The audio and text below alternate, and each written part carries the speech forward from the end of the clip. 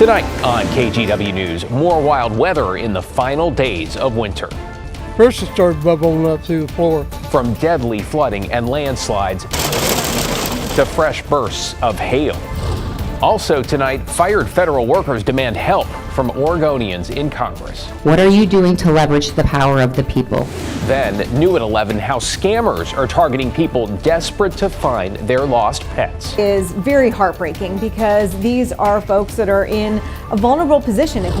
But first, new tonight, tragedy in the Cascades as feet of fresh snow creates new dangers for skiers.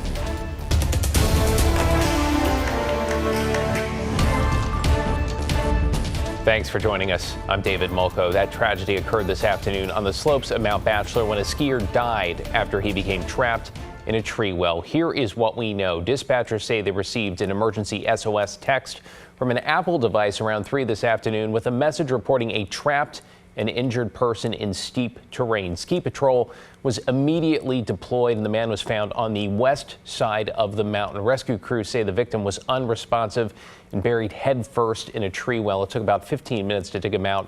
Those on the scene tried CPR, but the skier did not make it. He's now been identified as 34-year-old Benjamin Shelkey of Seattle. Tonight, the Deschutes County Sheriff's Office expressing its condolences to his family and warning everyone to stay vigilant, even when skiing inbounds in resort areas, given these deep snow conditions. Let's bring in Matt Zaffino now with more insight on conditions in the Cascades. Matt, just an absolute tragedy here. Absolutely, David. It's just brutal. And, you know, that's the west side of the mountain there. I know pretty well over by the northwest and outback chairlifts, and tree wells are a real danger when we start getting this heavy snow. Speaking of which, we'll start at Timberline. This is what it looks like right now. It's dumping again. In the last, 3 days, there's been 31 inches new at Timberline, and this is one of the smaller amounts in the Cascades. As we go farther south, the amounts just got even heavier because that band of precipitation was focused a little bit south of us. So Mount Bachelor in the last week, 61 inches of new snow. That's 5 feet. And when it settles and then you get swirling around a tree, that's what creates a tree well. For those who don't know, a tree well is an area around a tree that is excavated from snow, basically by wind or by heating from the tree itself.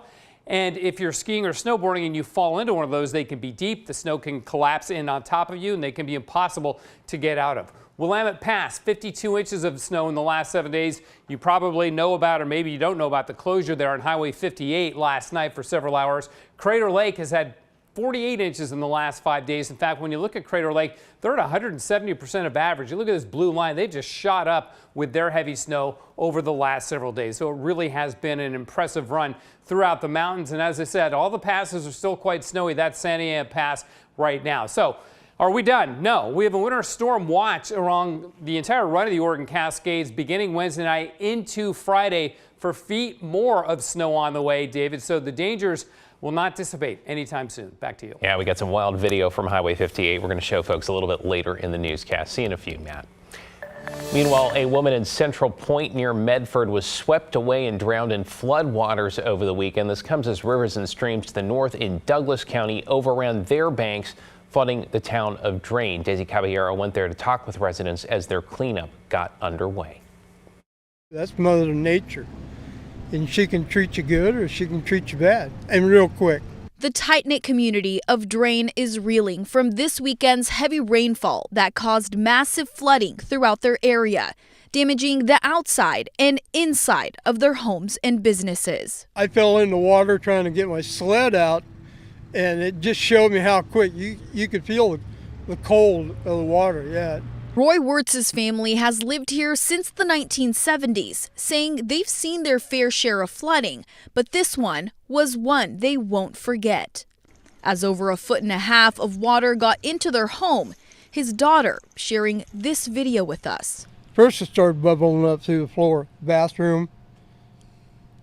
It comes into the sewer system and then it works its way out. The rain also caused massive landslides like this one off Highway 138 West, closing it down until further notice. That's about 8 miles from Elkton, between Elkton and Sutherland. Robin Losnack is with the Kellogg Rural Fire District. He shot this drone video as trees tumbled down to the highway. I radioed then into dispatch, got out of my truck, and shortly after, more debris started coming down the hill. and it kept coming. And Governor Tina Kotek says the state is ready to jump in to help everyone affected. We were letting the locals lead if they need equipment or resources. Right now we're hearing as soon as the water resides, we're going to need your help for the cleanup and other things, and we'll be there for them. But several businesses, like the Drain Saw Shop, have started the cleanup recovery on Monday, telling us they've been here before and know what to do. And for neighbors fairly new to the area, like Matthew Spurlock, they're quickly learning about the flooding possibility in town. It was pretty, just like unsurreal almost. Like it was almost like it wasn't happening, but you knew it was because you're seeing it.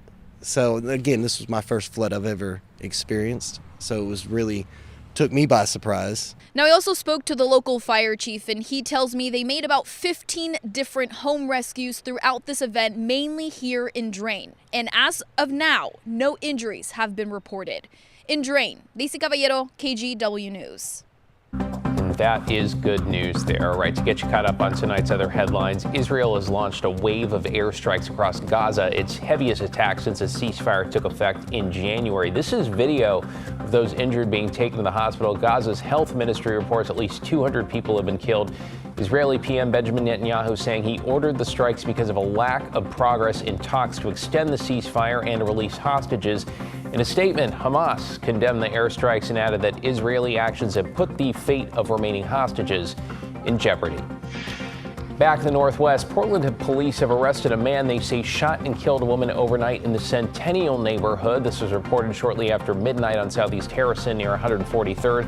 The suspect, Joshua Thielbar, is now in jail charged with second-degree murder. Police have not released the victim's name. And two construction workers were in the right place at the right time when they helped rescue a person from a house fire this morning. This was in Southeast Portland near 106th and Stark. The workers were across the street when they noticed the flames. Then the two, along with a neighbor, helped the person out of the burning home. That person is now in the hospital. The home did have a working smoke detector. One dog was also saved from the fire and was not injured. New tonight, scammers are hitting what you might call a new low by targeting pet owners who've just lost their animals and are frantically trying to find them. Joe Ranieri's in the newsroom with how this scam works. Joe. Well, David, for about a month now, someone pretending to be from the Oregon Humane Society has been preying on pet owners whose cats or dogs ran off. Well, what the Oregon Humane Society is still trying to figure out is how these scammers are getting people's information. There's a special bond between pet owners and their pets. And naturally, pet owners would do anything to find their beloved four-legged friend if it went missing. And now scammers are looking to capitalize on those emotions. Anyone getting scammed out of any amount of money when they're trying to find their lost pet is just really heartbreaking. Laura Klink with the Oregon Humane Society says for the last month, they've been getting calls from people who've been getting calls from them. So they think. This scam is called a spoofing scam. And so the way that it works is someone will get a call and it will look like it's from the Oregon Humane Society. They're able to spoof our number. In one case, someone paid hundreds of dollars when they thought the person on the other end was the Oregon Humane Society. The scammers call, they pretend to be calling from the Oregon Humane Society, claiming that they have that pet, claiming that the pet is injured and demanding payment in order to treat the animal and get the pet back. You know how it turns out. Their pet isn't returned and the victim is out a lot of money. Klink doesn't know where the scammers are getting people's information, but it could be anywhere people post about a lost pet. She suspects it could be anywhere from a lamppost on the corner of a street to social media. The bad news is there's probably a lot of places that people can get your information and target you with this scam. Now she wants people to be aware in case you get a similar call. It's hard to tell how widespread it is, but even one victim is one too many. David, if you think you may have been a victim of this scam, call the number on your screen right there, 503-285-7722. Again, 503-285-7722. Klink also told me there's been a similar spoofing scam at the Humane Society in Tacoma, Washington. No word yet if these scams are connected. David, back to you. Well, here's to hoping getting the word out means no one else is going to fall for it. Thank you, Joe. Developing tonight, Oregon's congressional delegation hosted a town hall today for federal workers fired under the Trump administration. Senator Ron Wyden organized the event and heard from people who lost jobs across several agencies. Many saying they're now worried about protecting their retirement and health benefits. Some saying the cuts aren't about efficiency, they're about dismantling government services.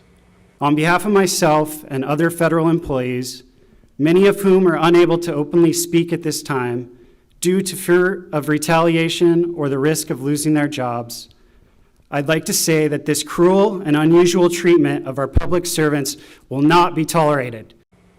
Democratic lawmakers at the town hall said they will fight, though acknowledged it could be a struggle since, yes, they are in the minority. A judge's order that probationary workers who were fired should be reinstated in court today. The Trump administration failed with its request to immediately block that ruling, but it is still appealing. Meanwhile, President Trump's deportation orders are also under scrutiny by the courts. By tomorrow, the administration has to provide a written explanation as to why it did not call back multiple planes filled with immigrants, suspected gang members bound for an El Salvador prison. The president said by invoking the Wartime Alien Enemies Act, he could deport some 200 alleged Venezuelan gang members. The ACLU sued, saying those detained were not given due process. A judge ordered the deportations to stop, but those flights were already in the air. So in court today, administration officials argued the judge had no authority to order planes to land once they were over international waters. Stay tuned. Let you know what happens tomorrow.